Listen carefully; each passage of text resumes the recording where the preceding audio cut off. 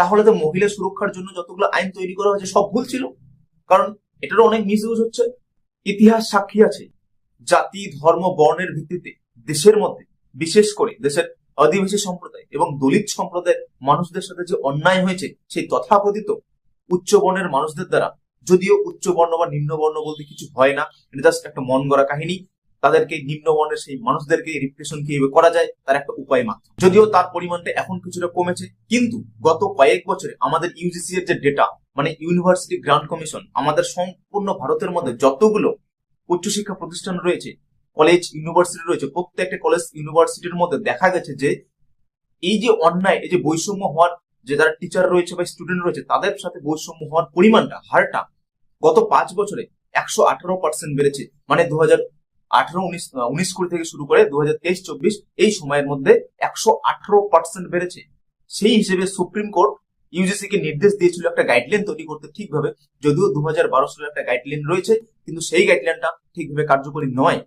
তাই ইউজিসি একটা নতুন গাইডলাইন তৈরি করলো সুপ্রিম কোর্টের নির্দেশে, যে এখন থেকে এসসি এসটি বা যে কোনো জাতি ধর্ম বর্ণের ভিত্তিতে কারোর সাথে যদি অন্যায় হয় বা কোনরূপ বৈষম্যমূলক আচরণ হয় তাহলে তার মধ্যে স্ট্রিক্ট অ্যাকশন নেওয়া হবে। এবং এই রুলসটা মোটামুটি কঠোর এবং মোটামুটি ঠিক তৈরি করেছিল।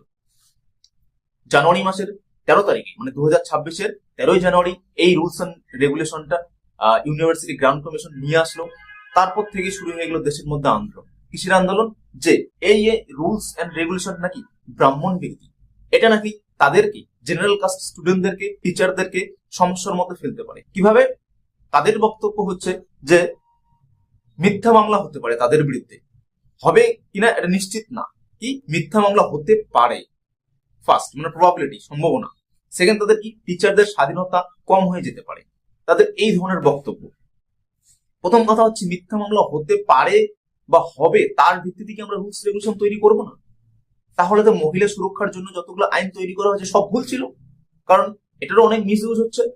হ্যাঁ, একটা ঠিকঠাক ভাবে তদন্ত করা হবে, যাতে তদন্তের মধ্যে কাউকে বিনা মানে মিথ্যা মামলায় ফাঁসানো হয়, যেন তদন্ত ঠিকঠাক ভাবে হয়, তার জন্য দাবি ওঠা উচিত। কিন্তু দাবি উঠছে কিসের জন্য? এই রুলস এন্ড রেগুলেশনটাকে সরিয়ে দাও। দুর্ভাগ্যের বিষয় এটাই যে সুপ্রিম কোর্ট 29 জানুয়ারি, গত 29 জানুয়ারি সুপ্রিম কোর্ট আমাদের এটাকে রদ করে দিল, যে এখন পর্যন্ত এটা রদ থাকবে, ভবিষ্যতে দেখা যাবে নতুন কোনো গাইডলাইন্স আসে কিনা। আমার কথা হচ্ছে, যে নিয়ম কোন সম্প্রদায়কে বা কেউকেই অন্যায় হওয়ার হাত থেকে বাঁচায়, সেই নিয়ম কিভাবে আর একজনের কাছে বিপজ্জনক হতে পারে?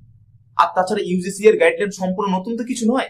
আমাদের ভারতীয় সংবিধানের ফান্ডামেন্টাল রাইট আর্টিকেল 15 এর মধ্যে সম্পূর্ণভাবে বলে দেওয়া রয়েছে যে